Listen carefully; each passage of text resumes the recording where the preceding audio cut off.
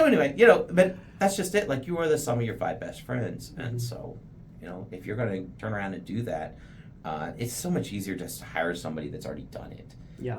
If you want to go do something and go learn those things for yourself. I was talking to a guy on some AI stuff, and he was telling me about all this stuff that they could do, and I was like, and how much is to hire you? Because I just don't want to learn it all. I mean, I got what I'm good at. I'm really good at flipping houses. I'm really good at running a team. I'm not good at running background and back end stuff. I hire those things out. Yeah. Don't even know what the login is in half of our systems anymore. But that's not what I need to be doing. So, but I've learned those things over $30,000 worth of, almost $230,000 worth of development now, or something like that.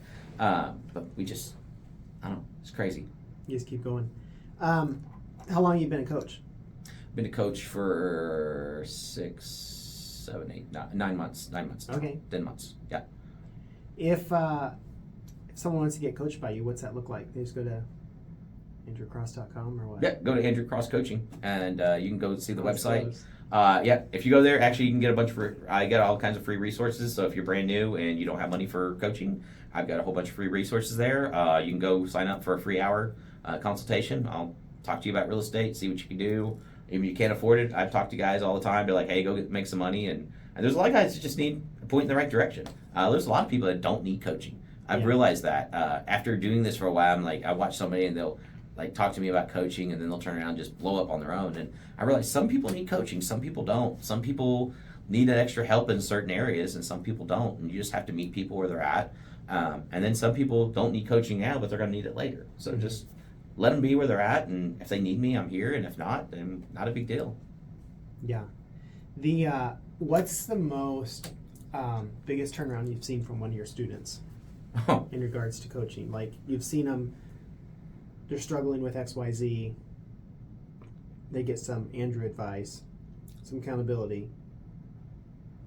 Boom. What have you seen? What kind of growth have you seen? Man, one of my students was a wholesaler, had been trying to buy houses for years, was living in a rental, bought his own house, bought 3 flips, did 2 flips, bought 2 rentals, and basically did a little over $1 million in real estate in about 7 months. Wow. Another one of our students, working with him right now, he had 4 or 5 properties, I forget, 3, 4, 5 properties, something like that, and he's just been stuck. And just the new interest rates, the new mortgages, he just couldn't wrap his head around it. So we went over, showed him some of my properties. So part of my coaching program is we actually go out and look at properties. Okay. Like, you want to, I'll go put on a white suit, we can go crawl into the house if you want. So any my students, before they buy a house, I go walk it with them. And so, I don't know, just pushing him, getting him pushed over that edge and getting him to that next level was just fantastic. And now he's got 3, I think he just bought 3 houses, and I think he's 4 months in. He's got his first one rented. He's got a second one halfway through reno, and he's got his third one under contract right now. Talk to me, Andrew. You probably know the stats from Tony Robbins and whatnot. Talk to me and this is for your sales pitch a little bit, but what happens when somebody has a goal versus someone that has a goal tells somebody versus tells somebody writes it down versus gets a coach? There's no comparison. I mean, there's nothing, there's accountability. There's something about the accountability. There's something about that person.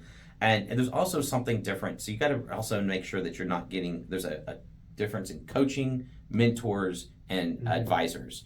And you have to make sure that you're not getting coaching from somebody who's supposed to be an advisor. Okay. And that's the biggest thing. Can you give me an illustration? Absolutely. Every single 16-year-old life coach out there.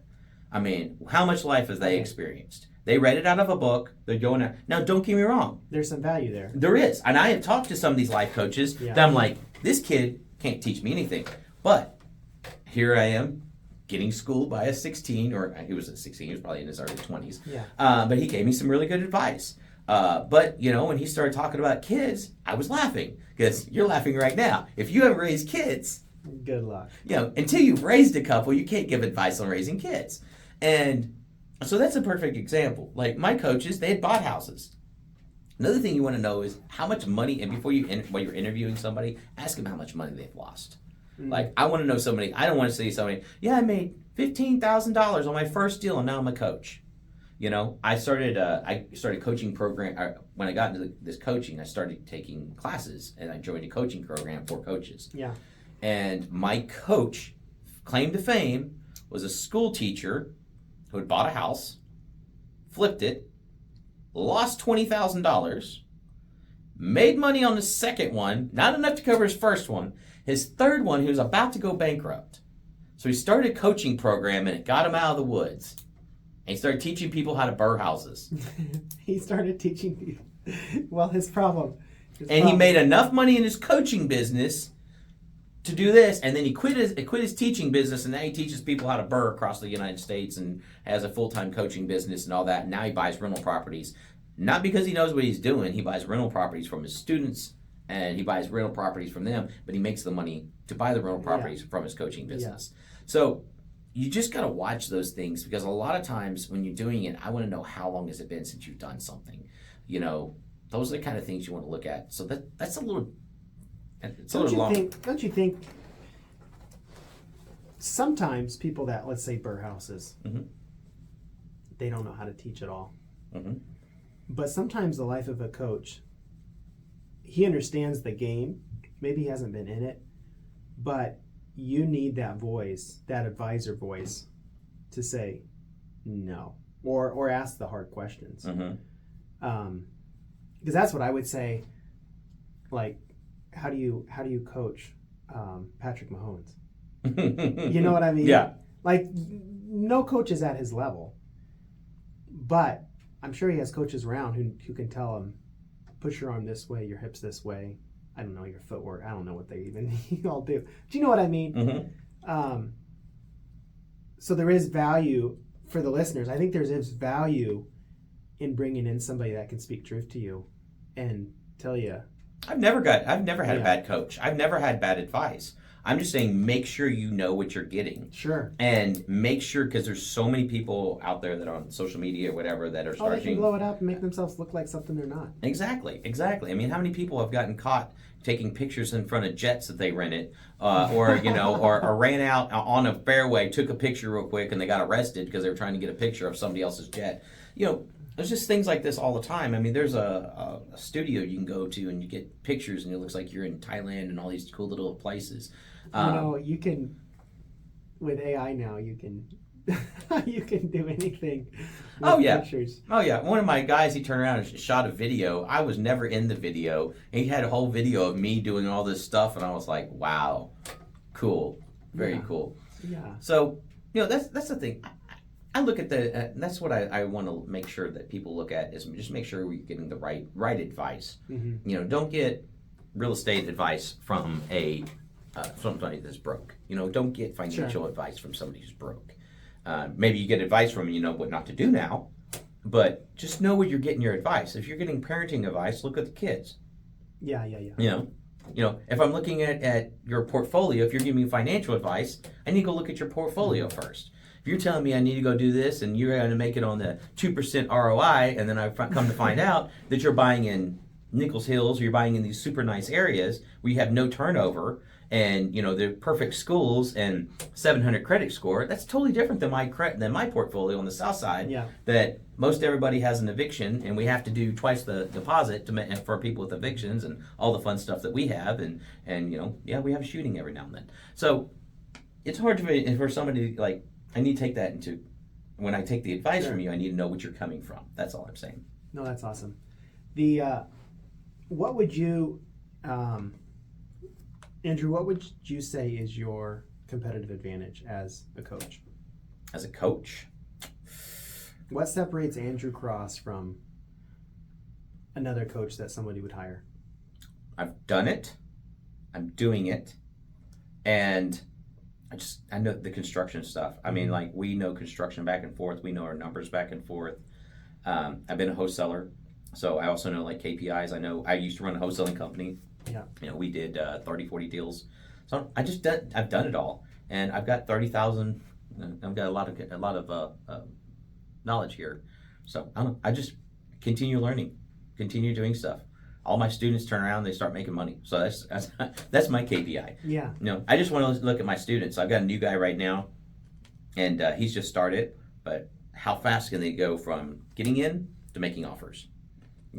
That's for me. Like, well, how fast? You mentioned before the show, this would be interesting too, in hiring people using the DISC personality. Have you ever thought about that with your students? Because doesn't that play a lot into that? What personality they're going to be as far as, are they going to hit the ground running? Are they going to analyze every deal to death and lose out? I feel like a lot of people don't hire me because of my personality. And they hire somebody else because of their personality. Mm-hmm. And that's cool. Mm-hmm. So for me, I don't do that as much, but I just don't feel like I'm as attractive to dubs. Different. I'm just not as, because I'm going to cuss a little bit. I'm going to get up in your face, One of my guys, I looked at him the other day, I was like, all right, guy, I want you to close your eyes. Imagine your daughter in front of you and tell her you're too big of to get on the phones and that she's not going to be able to afford ballet because her daddy's and he's like, you know what? He made his phone calls the next week. Yeah. But sometimes, you got to get up there and get up in their face, You look at a football coach. But that's any coach. It's any coach. It's any coach. Yeah. So, but I'm a little bit more aggressive, I feel like, for some people. That's, I get first thing in our first meeting, I'm going to get it in, I'm going to call it. And if you can't handle it, then you're not a good fit for me. It's not a big deal. I don't really care. I'm rich. I made the money already. Yeah. If you want to join my program, I'll show you how to be rich. If you don't want it, go find somebody else that you can relate to. Yeah. I've really realized what I want, who I want to be coaching, and it's somebody who wants to go to that next level in the Burr method, or fix and flip. Yeah. And I'm not looking for that guy who's the brand new guy who's like, I don't know if I want it. No, I'm not. I don't want that guy. I want the guy who can come up with $5,000. I've done payment programs. I don't like the payment program because if you can't afford it up front, that means that you can't afford a house. And I'm not here to teach you how to go make $1. Hopefully you've already figured that out. Go look at my free content. I've got all kinds of stuff that'll teach you how to go do that. I got a wholesaler's breakfast once a month. Come to the breakfast. I'll teach you how to go buy real estate. Learn. Get your learning. Once you get a couple grand and you're ready to go scale, let's get in. But I want people who are aggressive, who are really, really, really wanting to do it. And so I've actually gotten to the point of start turning some people down. Somebody came the other day and I've referred him to a friend of mine, and I was like, it's just, you're not a good fit for us. It's kind of like an interview process. Oh, yeah. You kind of ask a few questions and find out what their why is and how bad they want it. Mm-hmm. And if they don't want it bad enough, you can't give them all the information. That's it. I had a guy yesterday, he did an intake call, and we were talking to him, and he was like, I've got to have this for my mom. Like, my mom has to have this. Mm-hmm. I got heart for moms. And when at the end of it, I'm like, this is my dude. He's passionate. Because his why is strong enough. His why is strong enough. And when I told him to go do stuff, he literally texted me and got those things done, which was a free coaching call. He hasn't joined the program yet, but I gave him a couple things to do. Yeah. Said, I got it done, coach. I'm just getting the money together. I'm like, that's the guy I want. I want the guy who's ready to hit the ground rolling. I don't want the guy who's sit over here and talk about putting in offers or talking about those things. I want somebody who's going to go over there and go get successful, because you are the sum of your 5 best friends. Yeah. And if I'm hanging around with these people that aren't getting successful, aren't raising up, well, first off, it just makes my program look bad. Come on. Bring it down my average. Yeah. Right now, I've got two graduates that did $1 million in real estate in 6 months. That's I mean, that's cool. I got 2 more that haven't, and I don't like that. So I want to make sure that I'm giving the right value. If I'm going to charge that kind of money, and if I'm going to do it, I want to make sure I'm giving that right value. This is something fun, something extra for me. I do real estate 40 plus hours a week. This is something extra. Yeah. So I'm not trying to go over here and bust, trying to blow this thing up at the same side. So if somebody wants to join, great. If not, it's not a big deal. That's good. Let's hear your final, or your favorite book. It's still got to be the Bible. Bible is definitely one. Think and Grow Rich was probably one of the other ones that was probably, and How to Win Friends and Influence People. Outwitting the Devil was another one. So I was going to ask you about that, because you said Think and Grow Rich. So Outwitting the Devil. Mm-hmm. Can we talk for a little bit? Yeah, absolutely. Anytime, anything you want, we're here. I got the rest of the day planned for you. So I did that book because Napoleon Hill wrote it. Yeah. And it just intrigued me, because Think and Grow Rich. Mm-hmm. And you know the backstory on that. Like, Yep. he wrote it. They didn't print it for 30 years, I think. It's longer than that. Yeah, it was in the 60s. His wife died. He died and his wife died before they published And it. they found it and they published it. Mm-hmm. Well, even that, I think it took another 5 or 10 years before they published it after his wife died. So, Theology in that book, terrible. At least I would say. So I'm not gonna endorse the theology there at all. But when I read that book, it blew my mind. And honestly, this podcast, I would say, is somewhat a result of that, because I feel like the world is drifting. We're very complacent. The word drift is used over and over, you know. And Satan, in the interview of that book, that's all he talks about. Whether it's the school or the church or the workplace, if he can get them to drift, he's got them, because they're complacent. And I mean, you're kind of talking about with coaching, like you got a couple kids, couple people that are killing it. They're making it happen, and then you got others you got to get up in their face and tell them, hey, you're not doing nothing here. Your kid's gonna miss ballet. Quit your drifting. But what were your takeaways from that book? I haven't met very many people that have read that book really, and smile when they like. Well, I mean, just the title itself is just amazing. And Subtle Art of Not Giving Enough, if you haven't read that one. Which one? Subtle Art of Not Giving Enough. Okay. Yeah, that's a good one. Yeah, you have to read that one. That was another one that really honestly changed my life.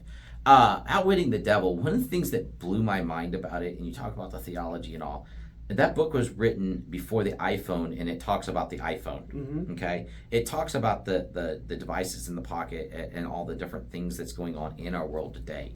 So for me, that was one of the things. It's like reading the Bible. Okay, like you read the Bible, you go read in Ezra, about the guy hanging on a tree, and then you watch it 2,000 years later. No, there is so much in that. So much. Even about, I remember him talking about if a gas station would start feeding food, they would kill it. What are all the On-Qs, Casey's, all those gas stations now? Yeah. It's a restaurant in there. It is a restaurant. So I don't know. It really made me look at it and see that, you know, that there was some other things and some other things of me just, I don't know, looking into the infinite intelligent and looking into the infinites of, I mean, just God, demons, the world, and being able to tap into those things was just fascinating to me. And I feel like you can get to another level of knowing. Like if you can sit and, another book I read, it was called The Road to Less Stupid. Oh, okay. Cunningham. Yeah, and I love that book because he lost $100 million in the last real estate crash. And I do this on a regular basis. Sit with a question for an hour and think about it. Yeah, sit there and think. Go to your thinking chair. But where's that come from? Like, there is another intelligence. God, don't get me wrong, there is a God in this universe, and we are tied to that God. But there are other things in this universe, too, that is creepy and weird. And if you sit with it long enough, you can start tapping into things and start listening to things. Who knows where those things go? But if you sit and listen long enough, you can hear from God. Like, I've had the presence of God come into the room. A lot of times we're too busy, or we won't let our mind rest. Yeah. To listen to God. It's easy. How do we distract? TikTok, Instagram, yeah, all the different things that we're doing. I had the other day I left my phone at the house, and at 10 minutes in I was getting this pain in my stomach, and I didn't know why. And I was like, wow, you left your phone. It's not like I'm stranded. My wife's here, my daughter's here, they both got phones, but I don't have my phone with me, and I actually had a pain in my stomach. And I was like, once I did that, breathe, meditated for a few minutes, and it went away, and I was like, wow, that's pretty bad. I need to start taking bigger breaks from my phone. There's a thing we have gone to called Base Camp, True North Base Camp. I want to do that. I have not done that yet. You should do it. But one of my favorite activities there is a really discouraged phone use. They don't take it from you, but they really want you to lock it in your car and either check it at night or check it at the end of the week. And for me, there's so much value in that because you realize I can actually get by without this thing. I don't have to fill those slow moments up with scrolling and seeing what's on whatever. I had an experience. Playing Angry Birds or whatever. Yeah, exactly. Well, and two, I mean, I feel like a lot of times we feel like, I mean, especially as business owner, like we're so important. Mm-hmm. Like the world's gonna fall apart without us. So I had an experience where supernaturally I felt like I died. Okay, so I had this death experience, and at this experience, I just sort of realized that my houses are going to somebody else. Yeah. My wife will be upset for quite a while, devastated, let's face it. But she'll do all right. She'll survive. I have enough life insurance. People will be taken care of.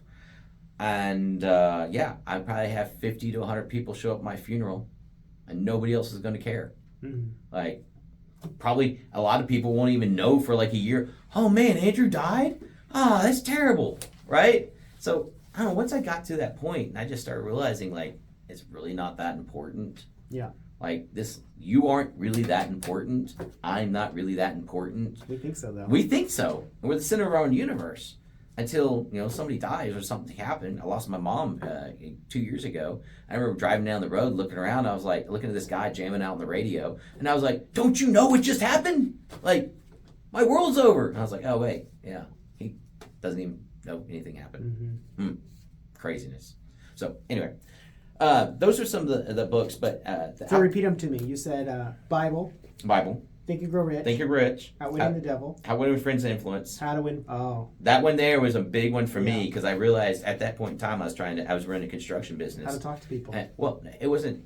For that one of the biggest things that I learned was you weren't disapproving of me. You didn't appreciate my bid or my work.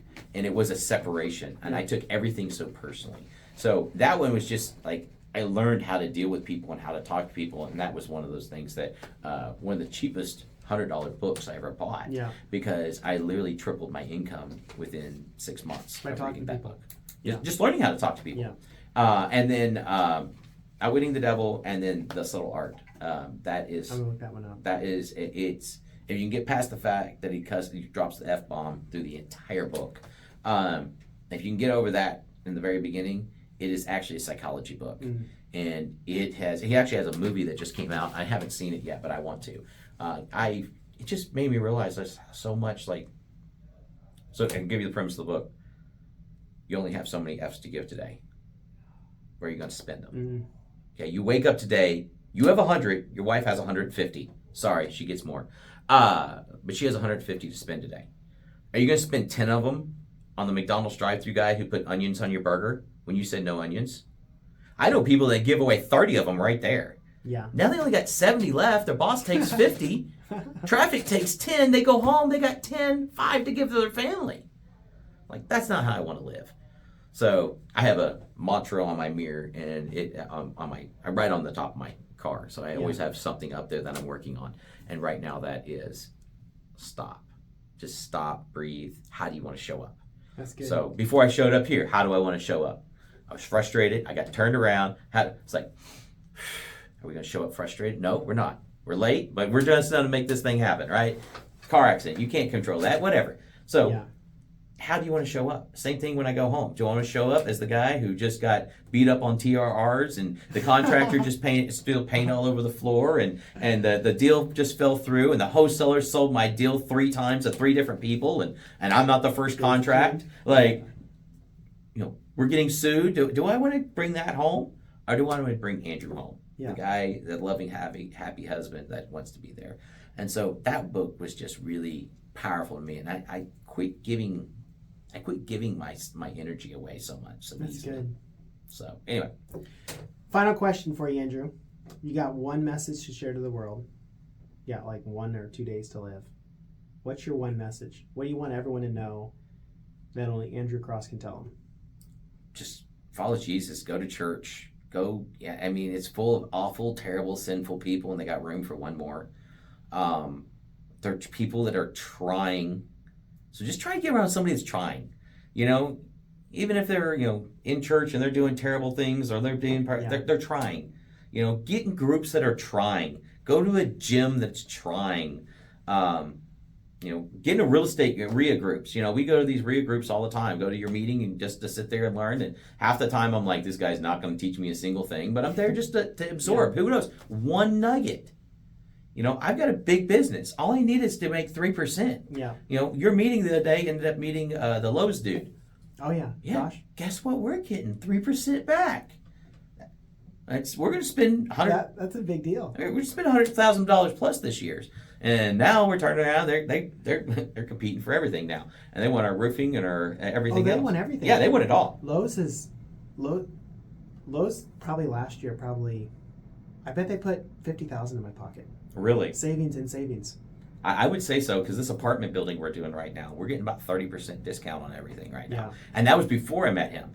And so I was shopping a little bit. This here. And then, honestly, Andrew, I'd say, hey, I can get flooring from this guy, from whoever, for X amount. Mm-hmm. You guys have a comparable product here. Can you guys do it? And they were like, yeah, we'll do that. Oh, yeah.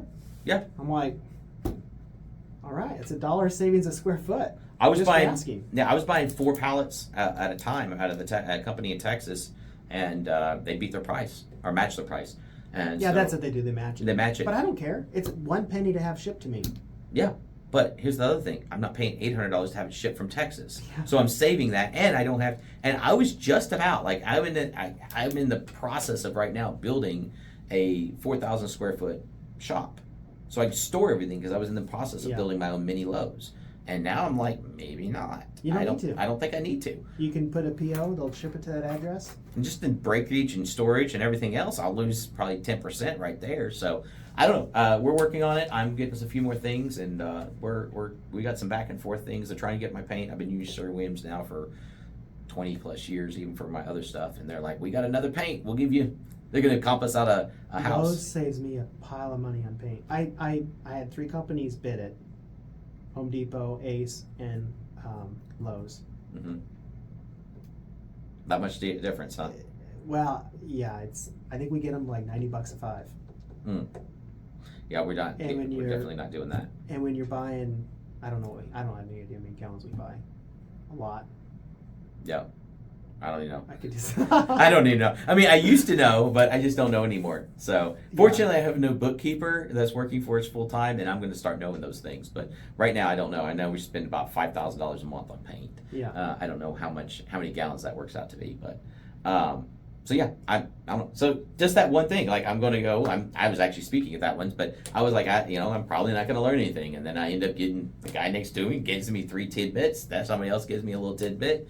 And there's a lot of times it's things you've heard, but you're not ready to hear it now. Well, and maybe you've heard it 6 times, and now it's taking root. Well, it's like reading the Bible. Mm-hmm. Your first time you read it through, you're like, I'm trying to figure out how to live. Second time, you're like, I'm trying to figure out how to be a husband. It means something totally different. Now I'm trying to be a father. That's a whole other time of life. You read it again, now you're trying to build a business or be a CEO or whatever it is. So you're always in a different point in life. So Think and Grow Rich, I'm rereading it, which I've listened to it. I can't say I've read it, but I've listened to Think and Grow Rich 100 times. I'm actually sitting down and reading it now, and it's part of my daily reading plan. I'm trying to read through Think and Grow Rich. But I've listened to it 200 times, 300 times. I actually wore out the CD. You know, like times you got to listen to a CD? It was like you could see through the CD when I got done with it. I listened to that thing over and over and over. It got to the point I was starting to talk to the stories, and people thought it was my story. Like... That's great. Andrew, we could talk forever. We'll have you back, but we need to wrap this up. Let's do it. So I appreciate you, and thanks for your story, and hopefully we can inspire more people to get out there and make things happen. Just go do it, Real estate or whatever. Just do it. Do it terribly. Mm-hmm. Just go out there and do it terribly. Nobody's watching. Nobody cares. And just do it absolutely horrible job. As hard and as fast as you can to start improving it. Yeah. That's all I ask. Don't have to be great to start, but you got to start to be great. That's right. Amen. Yeah, you definitely have to. So just go out there and push as hard as possible on whatever goal it is. And I don't care. I used to think real estate was the end all be all. Now I'm looking at everybody else. I'm like, wow, I was a fool. So anyway. Thanks, Andrew.